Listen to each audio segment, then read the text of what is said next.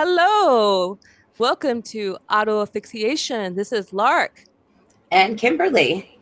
Yes, and today we're going to be discussing Women's History Month. I call it International Women's History Month. Well, it's I'm not really sure. Like, Women's History Month, International Women's History Month. What is it, I thought Kimberly? I thought it was International Working Women's History Month. Yes, Or it's wait, see no, that that's that's International Working Women's Day. Yes, it's all of those things. I think that's kind of like that's one of the conversations we're going to talk about. Kind of like how think about Mother's Day was started by a person who was anti-war, and now it's become this thing where it's like, here are some flowers, here are some flowers, mom, and then you just and it became something totally different. And has Um, anybody really talked to like a mother about what happens on Mother's Day in their homes? Because it's not like what Hallmark makes it out to be. No, I don't think it is. And I feel awful. I feel like the worst daughter ever. Like I always forget and then like Chaz is like, oh, I shouldn't say his name. Anyway, Chaz is very much like, oh, I'm gonna call my mom. And I'm like, he's just like, did you call your mom? And I'm like, yeah, yeah. And it's not and it to me, it's not even because I don't want to call her. It's I'm just a horrible person. That's what it is. You're not a horrible person. I need a Ouija board to contact my mom for Mother's Day. So Yes, that is true. you're No, no, no, no. you're allowed to laugh about that because I am. Yeah, yeah. I feel worse though because yes, that's the whole thing. You like always say so just great things about your mom, and then I'm like, oh, look at me, and I'm just very just not okay. And my mom is not like a problem. Not gives me like, oh, everybody doesn't love their mother. Some people's moms are horrible, and I'm like, that's not really my excuse. It's just me. Anyway, You haven't heard all about my mom yet, so yes, but moving on, we're talking about Women's History Month, which I think has been, well, you know what? Screw that guy. But according to Trump, has been canceled. We don't do that anymore. And I think that's the whole thing. I think that is one thing that is kind of upsetting to me. It's like, you know, we over 100 years ago, because a lot of people look at Women's History Month and it's starting like 40 years ago, because that's how they can kind of like take the socialist party out of it, take aspect the out of it. leftist Yeah. politics out of it. When actually it started back in like 1911 or in some ways 1909. And they were, in regards to like honoring like uh martyrs of the Paris Commune. It was very sexy. No, I shouldn't say it that way. I'm always calling things sexy. They're not sexy. I shouldn't be calling it that way. But it was very cool. Every time I think Paris, I'm like, oh, sexy. No. And you know, and then I think about the first kind of like official international working women's history day or whatever it was. And I don't mean that in like a flippant way. I'm from California and I just talk that way. So I'm not trying to be disrespectful. Um, but and then like 6 days later, we had the Triangle Fire, which essentially, women, mainly immigrants, essentially were died in a fire. And in so many ways, I feel like in November 6th, and they're not trying to like minimize what happened, no, in in 1911, the Triangle Fire, but in some ways, I feel like we were set on fire, our rights, everything. Like when I woke up November 6th, I was just like, what? Well, we woke up to a different world. We really did. And there were a lot of women that reported, like I saw it on TikTok and I saw it on Reddit, and there wasn't any real reporting done on it. But there were a lot of women that reported that they woke up at like 3 o'clock in the morning with this like sense of foreboding. And they turned on the news and they were just like, oh my God, like this really actually just happened, you know? So I think that's really unusual and maybe not something that needs to be examined, but I do think that it speaks to like the collective energy that women have together, and the collective compassion and empathy that we hold for society. Yeah, definitely. I mean, I just feel like in a way because I kind of, I have another thing. I dabble in poetry and I talk about random violence as never random. And I just think about, what happened and what led up to it. And it wasn't like accidental. Like it was a whole bunch of policies, a whole bunch of factors that led up to the disaster that happened on November 6th. It wasn't just, oh, we didn't get out the vote. We didn't try hard enough during it wasn't so simple. Because I think a lot of people are, really beat themselves up and they really thought it was about this one thing. Oh, if we had just pivoted here, we had just pivoted here. I think about like I think about in some ways like 1996. Okay, I know I'm almost taking it back to a way like really far. I'm taking it back to 1996 when essentially Clinton and the telecommunications bill were essentially kind of destroyed our media. And then after that, we started seeing all this kind of like Jerry Springer, all this stuff, and like the feminazis, and like, oh, we hate women, we hate you. It became like this thing. It became like almost like a joke, and it it has led up to this. When even like I remember when the internet first started, I remember people used to call me like a bitch. They used to call me a slut. They would call me, I mean, even like the Riot Girl act, like the riot, not Riot Girl, the Riot Girl, not act, but the Riot Girl movement. And I think about like the internet, like before there was like grant money going out. A lot of these guys, um, especially it was kind of interesting. A lot of these guys that were in media were very like sexist, very horrible, very nasty.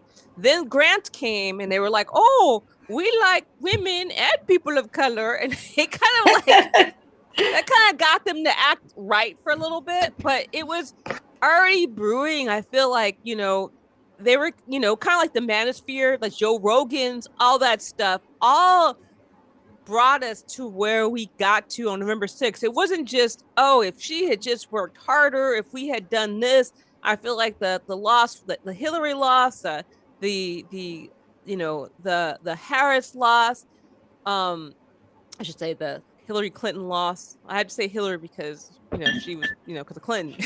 You were like, which Clinton are you talking about? Um, I feel like it was calculated. It was calculated. They knew what they were doing, and I think that It was calculated, and and you're talking about media and the effect of media and how it has really had an impact on the lexicon and really has forwarded misogyny in our culture. You talk about Joe Rogan. Joe Rogan is a direct descendant of Rush Limbaugh, and Rush Limbaugh was always, oh, it's a joke, don't give it too much seriousness. But then if you really look into what Rush Limbaugh did outside of the radio show, when he started getting Republicans and right wingers who were really interested in him and interested in his message, regardless of the fact that he started out as a joke, they empowered him.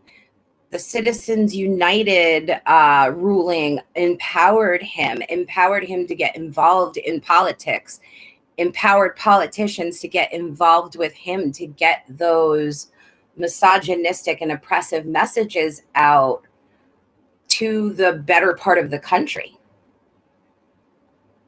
Yeah, I mean, I think this is something that we kind of don't look at, and the billionaires, they were able to fund him. It wasn't like, oh, just because that's the thing about progressives, and I think people who are progressive, people who are on the left, something that we have to always kind of embrace and understand. We're fighting billionaires. We're not like fighting like, oh, a person that has a different opinion, but he lives down the street. We're fighting people who are the most rich, wealthy, powerful people in the world. And essentially, when they deregulated media in 1996, we gave them so much power to like, shut down newspapers, shut down information, get into our homes, and really like just litter the atmosphere with sexism and racism. And I mean, I even, and I'm just kind of like, just like even like right now, we're talking about Women's History Month, and I think about like transphobia, and I think about in Iowa, Kim Reynolds, who is a Republican woman governor of Iowa, and they passed the first essentially stripping transgender people of their rights. Like that just happened today. And we think all of these like little things, little movements, little media, little comments, little cuts. I think about like Frida Kahlo's painting, like little cuts. Oh, they're just little cuts, but little cuts can kill. And we Little cuts see, do kill. yeah, and we see now. I mean, the power of what has happened, and what you know it's just saying it's the power of what has happened. And I have to I have to go between, I'm like, okay, just thinking about it and just being so pissed, like being pissed. Okay, because now, like I said, we've acknowledged that yes, we're up against billionaires, but at the same time, now I'm thinking about, you know, we have the right, and how they were, used racism and misogyny to empower their base. But in the same time, there's parts of the left, parts of progressive, that use purity politics to essentially kill us. And there people are just kind of like, well, you're just being selfish. I'm being selfish because I want to be able to advocate for myself and walk around in the city. Like, what do you mean I'm being selfish? How are you? How am I being selfish if I'm going to be 50 in like a year and a half? How am I being selfish if I want to like have a hope of retirement and a hope of like the fruits of my labor of working my entire life? Like that's not selfishness, and I want that for other people as well. I want that for you, and I want that for the neighbor across the street that I'm not a fan of because they leave their dog out on cold days. I, like I want that for everybody. I even want that for people that voted for Trump. I want everybody to have a fulfilling and peaceful, wonderful life, because we only have one life on this earth. Excuse me, my cat is hitting me in the face with his tail. Yeah, no, I mean, that's the thing I'm just kind of like thinking about. I'm like, I remember kind of like bringing up this, during the election. I remember saying, hey, if women aren't able to move around or do anything, then how are we going to advocate? And people were very much like, you're exaggerating. Don't worry. That's not going to happen. It was very much like, you're being a hysterical woman. That's not going to happen. Why are you making such a big deal of this? And I'm just kind of like in my own head, like, have you read like Black Reconstruction? Do you understand how like, right after like enslavement ended, like right after the Emancipation Proclamation, we had like Black governors, we had Black people in politics, they had like Black towns, but like they weren't like segregated. They were like doing business they were integrated within society. And then all of a sudden, it all got stripped away. It all got stripped away. And I think about even New Jersey, the state that we're in. It was the first state where women could vote, like in 1790, I think, was the first state that women could vote. And then they took it away, like in 1807. So we kind of have this whole idea like, well, things can't go backward, they just go forward. And I'm just kind of like, did you were you were you around during history class? Like the internet, for now, it still exists. And I'm just really, I don't know. Well, it's and like the way that women and African Americans in New Jersey got stripped of their right to vote in 1809 was under the guise of voting rights and increasing voting rights. Because previously, you had to be a property owner. Yes, women and African Americans could vote in New Jersey, but you had to own property. So in 1809, they made a new act that abolished the property ownership aspect of the voting rights law in New Jersey, but they took women and African Americans out of it. So things can seem very progressive and seem like they're going to expand rights, but then in the minutia of these bills, you find out that they're actually restricting the rights. Yeah, and I think that this is the whole thing, like, oh, it can't go backwards. I think about, on a feminist newsletter, I was writing about all the things that could happen to women under Trump. And I remember thinking, this seems kind of wow, that's not going to happen. Like, oh, a national abortions ban. Okay, that actually might happen. Targeting like medical abortion, defunding Planned Parenthood, gutting the Affordable Care Act even more than they did before. Essentially taking away the protections for workplace discrimination.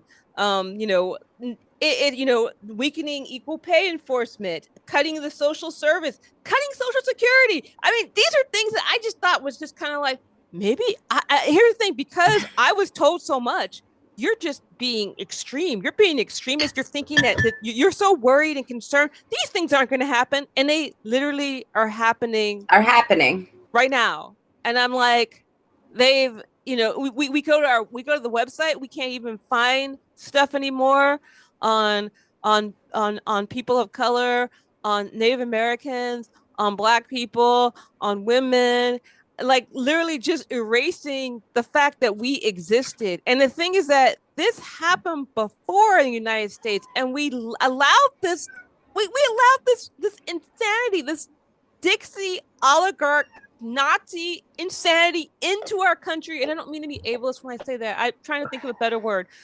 So I apologize for that. But we let this Dixie oligarch I'm do it again. Wrongness happen again when we saw this.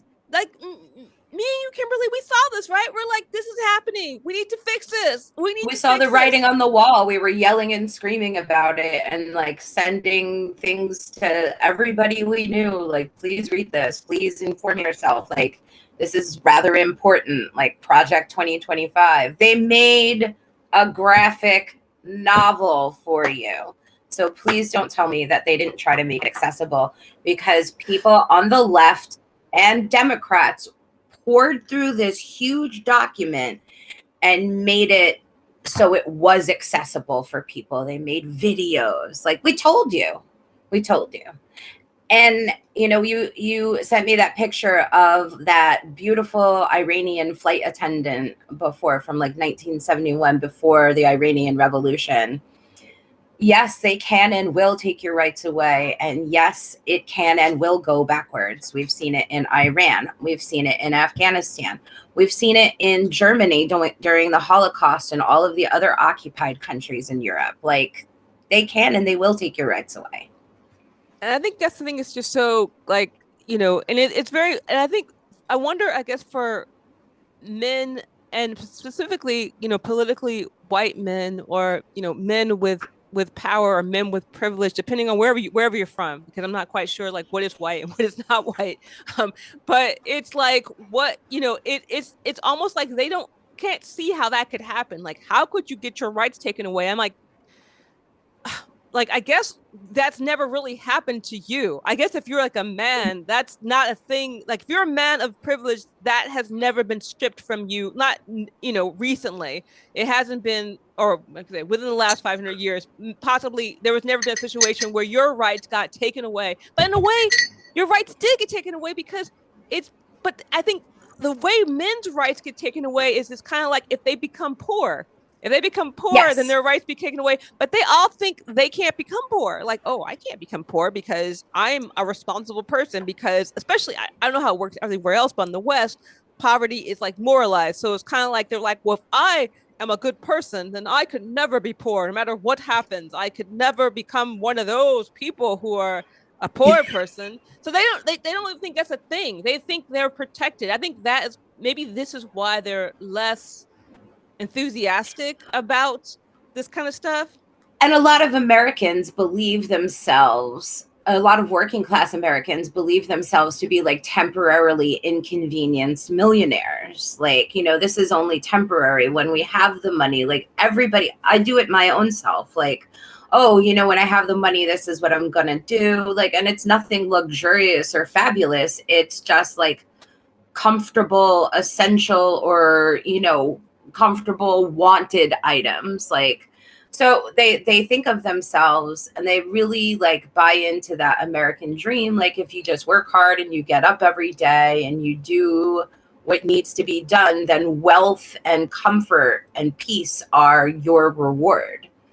And we see that, you know, that is absolutely not the case. Everybody is about two missed paychecks away from being homeless or living in their car.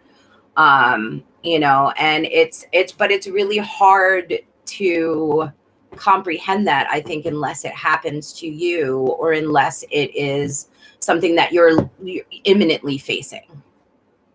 And I think that people don't realize that it could happen in the United States. I think there's so many people who kind of view like, oh, everybody in the United States is like a dilettante, and essentially the United States is not really that vicious. I think that's a kind of a a belief. It's like in some ways, like people believe that the United States is a bad guy, but in some ways, people kind of believe the United States is not that horrible. Like, it's like, oh, they wouldn't do anything like that. That wouldn't happen here. That's ridiculous. Like, and I think that if your history of the United States goes back to World War II, you might think that because everything just got better and better and better and better and better, not understanding that essentially after World War II, the rest of the world was kind of like really hurt. It's like the Yeah. rest of the world got beat the hell up, like beat the hell up. So the United States had zero competition, like zero competition, because everyone else had been bombed to Hades. And so we had this prosperity that was based on the fact that everybody else was hurt. And I think that in a way people think like we could get back to there. We're never getting back there again. Never. That's No. never happening. Like that's not a No. thing. It's not happening. This whole idea, if we could just, well, what if we could just destroy the rest of the world so that only people who are fine and healthy is the United States? No, that's not a reasonable you know, and I think this is kind of begs to like, you know, we really need to have history. Really need to study history and all Yes. of history, not just a part that's interesting to us, not just the war, but what leads up to war, what leads up to oppression, what leads up to inequality, what leads up to these things. And you know, I even think about like I'm very, you know, like all of us, like both of us here, we're very trying to like focus, like even though we're talking about Women's History Month or International Women's History Month or International Women Worker Month, whatever we would like to call it, we really try to like focus on the feminist part of it, not so much the the biological essentialism of like it being a woman. But like I wish we could have it like feminist, like the feminist political, like feminist political economy history month. That's too long, I guess. But I mean, I think it's so important to we realize that this like feminism is a political lens. It's like it's something that everyone can embrace, regardless of your gender, regardless of your cultural background. And we can't have the situation like we're in the past where, you know, our feminism was mainly white, mainly middle class, mainly you know, cisgender. And we kind of ignored this kind of collective struggle, which was weird because initially the feminism of or the women's history, women's movement, the first part of it was pretty radical. It Yes. seemed like the second wave became more like, we want to be capitalist too. Women can also be capitalist and horrible. Like, you know, Girl this boss became, feminism. yeah. I feel like the second wave was kind of like, you know, not to be disrespectful, because you know you had these people like, you know, you had Alice Paul, who's also from New Jersey, and you had a lot of people, and that, she wasn't really second wave though. But I think like after kind of this radical part where they were kind of like, you know, influenced by the UK's feminism, which was much more like, and I'm not saying we should do things like this, but they were more like, yeah, let's bomb people. Like that's wrong. We will not do that. That's not what we are advocating for. We just want to be able to vote. Like that's all we want. You know what I mean? And that's all kind of like I hope that they understand that we're just asking to for you to leave us alone and let us do what we were doing before. We just want to live in peace and relative calm. Yeah, Like, Exactly. We're not trying to like, this is, and here's the thing. To them, that is radical. And I think that is like to hegemony, to, the 1%, to the rich, us wanting to be able to just live our life is radical, because anything outside of subjugation is radical to them. We're not being good women. We're not being good citizens if we are not being subservient women. You're And I absolutely right. Yeah, you're absolutely right. Yeah, and I think that's really weird. I think that, and that's, what do you think about the whole, like, feminism versus women? Like, should I think we should be focusing more on feminism, but what do you think? Oh, I absolutely think that we should focus more on feminism. And the reason why is because biological essentialism is not even really a thing. It's biological essentialism saying this is your assigned gender at birth, this is what you're going to be the rest of your life, so on and so forth. It's not, it's very anti-science, and it's very anti-human to be so set in those biological essential ways, because you don't know unless you have a chromosomal test to look at your actual chromosomes. You don't know what chromosomes make you up. And it's ridiculous to just look at gender on a binary like that because of those reasons, because of that fine minutia that makes up every living thing on this earth. Is you don't really know what chromosomes make you up and gave you the appearance that you have. It feminism also dispels like very narrow gender roles, and empowers people in a way that, the patriarchy hurts people, obviously, but it really does, it hurts cishet men much, much more than they know. They think that they are empowered by patriarchy because they have the quote unquote power.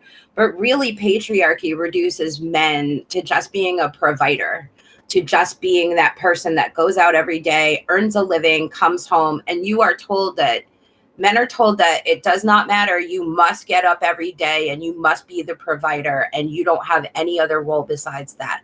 That hurts cishet men. That reduces them to something so narrow, and it takes away all of their humanity, it takes away their empathy, it takes away their compassion, and it takes away their true masculinity, in a way that feminism instead empowers them to explore themselves and explore what masculinity really means to each individual man. No, it's true. I think that this is something that we really should kind of explore. Like, why are we, this whole, why are we so invested in this? I think the only reason that these gender roles really exist is because it helps capitalism. I think that is one of the reasons. Like, if we give everybody a role, then they feel like they have to keep in this role, and then they just, they'll work harder in order. And I would say, we use capitalism, but they'll work for people who have a lot of money, who can oppress them. So essentially, whatever system, because there's always a new system to oppress people. It could be capitalism, it could be imperialism, it could be, there's always a new system. It's kind of like, oh, like we can dismantle, but if we don't dismantle the power, and I'm trying to, something that one of Veblen, he is an economist, Thorstein Veblen. He's an economist, and he had this really interesting book about saying, and he was in his book, he was talking about how these roles between women and men were really not as so weren't really distinct, until they decided to kind of destroy the commons and start, like, oh, this belongs to the king, and this belongs to, before that it was kind of like, oh, some people do this, some people do that. It wasn't like based on gender. I really, really, really wish I could remember the book or the actual phrase, but I do not. I do remember that Veblen was from Wisconsin. It's weird how many people are from Wisconsin. um, but yeah, it's really frustrating, like this whole binary thing. And also too, I do love like the feminist lens and the fact that it can be inclusive of everyone, and everyone can feel included because there's like power in the collective. And I'm also very much like, in regards to the situation, you know, and in regards to women, in regards to people who are not men, whether they're like non-binary, whether they're transgender, whether they're cis, I think about the whole like when they talk about putting your oxygen mask on first, because if you don't do that, if you die, you can't help anybody else. And I really wish some people would really grasp that concept, because I feel like sometimes people don't understand that. Like, I can't help you because I went to like a different event. I went to different events to support what has been going on with immigrants, with transgender people, and people are kind of like, oh, both of these administrations are the same. Not everyone was saying that, but some people were saying that, and I was just kind of like, do you really think this is the same? Because I'm at the point where I'm thinking, will I be able to vote to help you next time? I might not even have a choice to vote to help anybody. I might not even be like you like you won't even be able to vote for the third party next time if you're a woman. You won't even have that choice, because that will be taken from you, because your license and your birth certificate doesn't match, or your license and your passport don't match. So this whole it's the same, it's not the same if I can't even vote now. And that really is like, it's so, yes, are both parties the same wing of a capitalist bird? Absolutely. But it is disingenuous to not examine them with a nuanced lens and realize that the right wing Republican MAGA party that has co opted the old GOP is a party of authoritarian fascism, and it needs to be fought at all costs, even if that means holding your nose and voting for the Democratic Party, even if you are not the kind of person that would normally do that. Like, this was an election, I feel like, that really it really changed the course of history. It really was a seismic event in a way that is going to affect millions upon millions of people outside of our own country. And we're not going to be able to do anything for Palestine if we can't do anything for our own selves, and if we can't survive here. And like, the ripple effect just from the USAID closures is astronomical, and it is going to cause millions of people to die of starvation, disease, lack of water, lack of healthcare, and a lot of those people are going to be children. And that is like, this is a tragic thing. And this is not even like, oh, you're just using that as a manipulation. What about people who were dying before? Well, more people are going to die now. More people are going to die. And, I would like, I don't know, I demand the right to be able to engage in the civic process. And the fact that people are trying to strip me of these rights, to strip anybody who is not a cisgendered white man, and now eventually it's gonna become a cisgender white man with property, a cisgender white man with a property that's worth this amount of money. They're just going to start chipping away more and more and more until all of us are subjugated.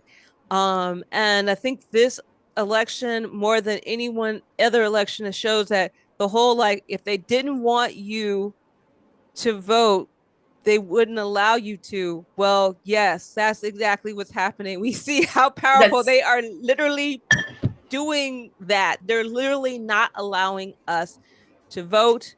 They're not allowing us to work. They're not allowing us our rights. They're and it's just going to get worse when they deny people housing, when they deny people food, when they deny people social security, when they deny people immunizations across the world, when they deny people food across the world, when we essentially step out of the Paris Accord and don't don't make progress towards a climate crisis. I mean, this is more than just about like women. This is more than just about transgender people. This is more than just about DEI. This is about the world. Like this is about it's like about humanity. it's about humanity. And I think you kind of go, well, this, because I think some people are like, this is well, that's identity politics. I'm like, dude, we're all an identity. We're all an identity. The world is an identity. This whole like a whole idea of like, well, if you actually mention a person by, that is ridiculous. We're all identity. We're all human beings and we all matter. And I think that's what makes me sad that some people felt that, well, we could sacrifice these people because, for the bigger goal. And I don't even think some of these people even cared about the bigger goal. I mean, there's a part of me, a little tiny part of me, before we wrap this up, but there was a little part of me that felt like there were some people, regardless of what they said they were politically, wanted to get women to shut up. And they did this because Oh, they got it. absolutely. They were like, great, I'm good, then I could be in charge. We don't have to hear them. And I don't think it's like a left or right. I think it's all political spheres. I still think that. There's a part of me is like, why didn't you say anything? Well, I've noticed, and it's something that my husband and I talk about a lot, is that we're so accepting in leftist spaces, which we should be, and we love everybody and we want to get to know everybody and we want to uplift everybody. But in doing that, we sometimes allow people into our spaces that are, for lack of a better term, creepers, and they didn't fit in with anybody else, so they get absorbed into us because we accept everybody. And those people are insidious, they hurt others, and they don't have true leftist ideologies. Whether purist or not, they don't have any leftist ideologies. They're just going along with everybody because they want to fit in and hurt people in some way, shape, or form.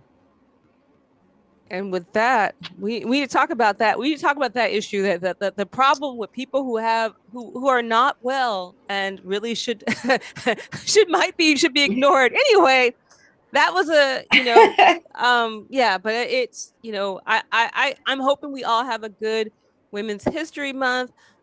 Please join us in our discussion space. Space is a means of production on Discourse because we're trying to get out of Facebook. So join us there. And with that, I will wish you guys a happy rest of your day. Thank you so much. Have a great day, guys. All right.